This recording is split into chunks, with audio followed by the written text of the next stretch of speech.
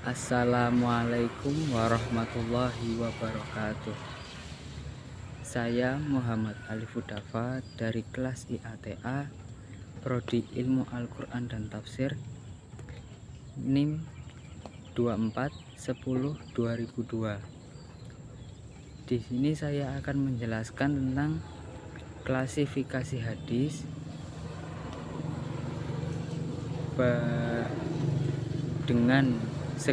dari segi kuantitas dan kualitas sanad. Yang pertama yaitu dari pembagian hadis dari segi kuantitas sanad. Berdasarkan jumlah perawi yang menjadi sumber berita, hadis dibagi menjadi hadis mutawatir dan hadis ahad. Yang pertama yaitu hadis mutawatir. Hadis mutawatir adalah isim fa'il dari kata al-tawatur, berarti al-tatabu, yaitu beruntun atau berturut-turut. Sedangkan menurut istilah ulama hadis, mutawatir berarti hadis yang diriwayatkan oleh banyak orang yang mustahil menurut adat bahwa mereka bersepakat untuk berbuat dusta. Syarat-syarat hadis mutawatir. 1. Pewartaan yang disampaikan oleh para perawi itu harus berdasarkan tanggapan panca indera. Pewartaan yang disampaikan itu berupa hasil pendengaran atau penglihatan sendiri. Yang kedua, jumlah rawinya harus mencapai suatu ketentuan yang tidak memungkinkan bersepakat bohong. Ulama berbeda pendapat dalam hal ini. Yang pertama, Abu Al-Thayyib menentukan sekurang-kurangnya 4 orang. Jumlah ini dikiaskan dengan jumlah saksi yang diperlukan hakim dalam menetapkan vonis perkara. B. Ashab Al-Syafi'i menentukan jumlahnya minimal 5 orang. Jumlah ini dikiaskan dengan jumlah para nabi yang mendapat gelar ulul azmi. C. Sebagian ulama menetapkan jumlahnya sekurang-kurangnya 20 orang berdasarkan ketentuan firman Allah dalam surat Al-Anfal tentang sugesti Tuhan kepada orang-orang mukmin yang tahan uji hanya mencapai 20 orang yang mampu mengalahkan 200 orang kafir. D. Ulama lain menetapkan jumlahnya minimal 40 orang. Mereka mengkiaskan dengan firman Allah surat An-Anfal ayat 64. Yang ketiga, adanya keseimbangan jumlah antara rawi-rawi dalam tobaqoh dalam kurung lapisan. Pertama, dengan jumlah rawi-rawi dalam tobaqoh berikutnya. Klasifikasi hadis mutawatir. Yang pertama yaitu mutawatir lafzi. Hadis mutawatir lafzi yaitu masawat tarol lafzu wa maknahu. Hadis yang mutawatir lafaz dan maknanya. Contoh hadis mutawatir lafzi. Qala Rasulullah sallallahu alaihi wasallam, man kadzdzaba alayya muta'ammidan falyatabawwa maq'adahu minan nar. Menurut Abu Bakar Al-Bazzar, hadis di atas diriwayatkan oleh 40 orang sahabat. Sebagian ulama menyatakan bahwa hadis tersebut diriwayatkan oleh 62 orang sahabat dengan susunan redaksi dan makna yang sama. Yang kedua yaitu mutawatir maknawi, yaitu hadis yang mutawatir maknanya saja, tidak pada lafadznya. Mutawatir maknawi adalah sesuatu yang mutawatir maksud makna hadis secara konklusif, bukan makna dari lafalnya. Makna lafal boleh berbeda antara beberapa periwayatan para perawi, tetapi maksud kesimpulan sama. Hadis semacam itu tidak kurang dari 30 buah dengan redaksi yang berbeda-beda.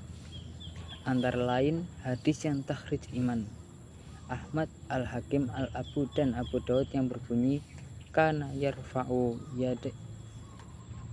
yadaihi hadwa maktihi. Konon Rasulullah pernah mengangkat tangan sejajar dengan kedua pundak beliau. Yang kedua yaitu hadis ahad. Kata ahad adalah bentuk plural atau jamak dari ahad dengan makna wahid, satu, tunggal atau esa. Hadis atau khobar wahid berarti hadis yang diriwayatkan oleh seorang perawi. Ahad dengan dipanjangkan bacaan al-had mempunyai makna satuan. Nilai angka satuan tidak harus 1, tetapi dari 1 hingga 9. Dalam bahasa Arab, khobar ahad predikat dalam susunan kalimat memasukkan bentuk 2 tsaniyah yang bentuk banyak jamak, karena pengertiannya adalah khobar yang tidak berupa jumlah kalimat sempurna dan tidak serupa dengannya. Klasifikasi hadis ahad berdasarkan jumlah rawi pada tiap tabaqat. Tingkatnya hadis ahad terbagi menjadi 3, yaitu hadis masyhur. Secara bahasa, kata masyhur adalah isi maf'ul dari syara' yang berarti al-zuhur, yaitu nyata. Imam Suyuti mendefinisikan yaitu hadis yang diriwayatkan oleh 3 perawi atau lebih dan tidak sampai pada level mutawatir. Macam-macam hadis masyhur. Yang pertama yaitu masyhur istilahi, yaitu masyhur di kalangan muhaddisin dan lainnya. Yang kedua yaitu masyhur ghair istilahi, yaitu masyhur di kalangan ahli-ahli ilmu tertentu. Misal, masyhur di kalangan ulama saja, ulama fikih saja, atau ahli tasawuf. Yang kedua, hadis aziz. Dari segi bahasa, aziz adalah sifat musyabbah dari kata azzaya izu, yang berarti qalla wa nadaro, yaitu sedikit dan langka. Atau dari kata ghaza yahuzu, berarti fawaw wazaadu, berarti kuat.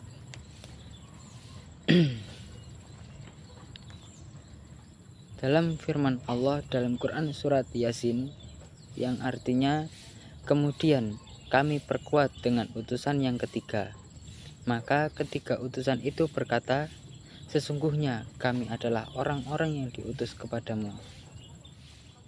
Hadis diberi nama aziz, langka, sedikit, dan kuat, karena sedikit atau langka adanya atau terkadang posisinya menjadi kuat ketika didatangkan sanad lain.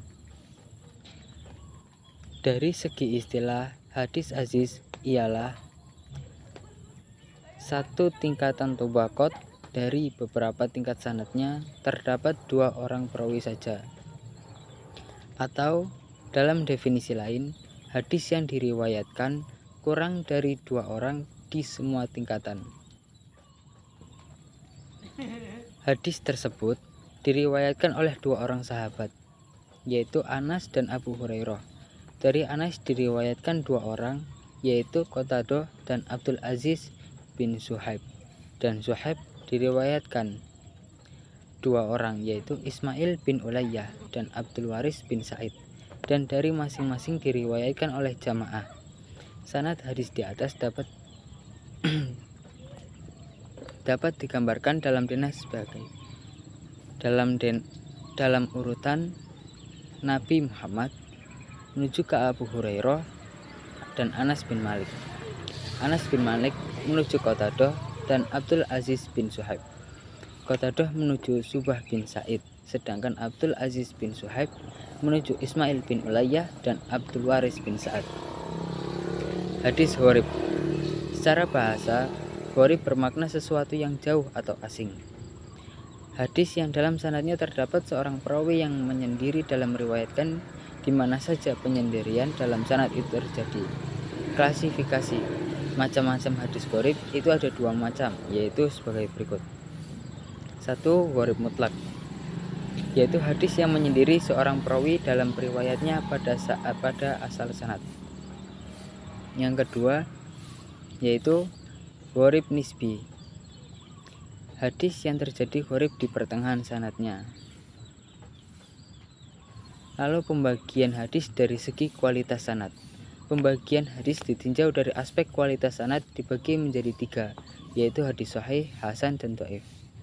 Kualitas sebuah hadis, apakah sahih, hasan, atau dhaif, berimplikasi dalam memiliki pengaruh terhadap dapat atau tidaknya hadis itu untuk diamalkan.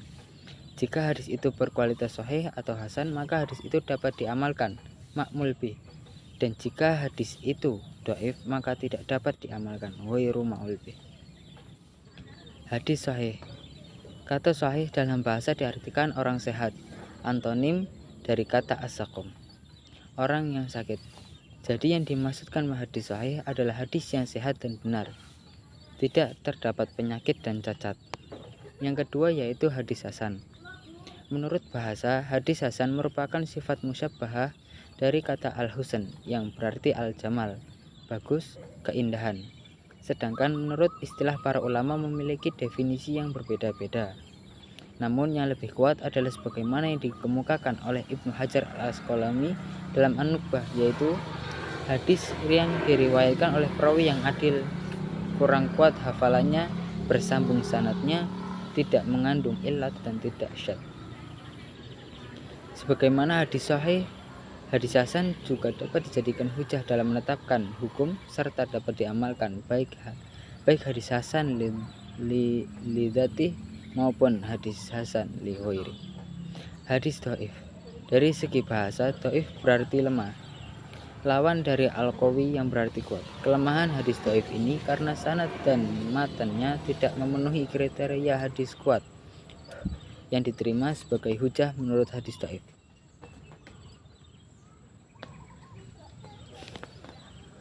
Jadi hadis dhaif adalah hadis yang tidak memenuhi sebagian atau semua persyaratan hadis hasan atau sahih. Misalnya sanadnya tidak bersambung, para perawinya tidak adil dan tidak dhaibit, tidak dhaibit terjadi keganjilan baik dalam sanad atau matan, dan terjadinya cacat yang tersembunyi pada sanad dan matan. Baik, mungkin cukup sekian penyampaian dari saya, kurang lebihnya mohon maaf. Wabillahi taufik wal hidayah. Wassalamualaikum warahmatullahi wabarakatuh.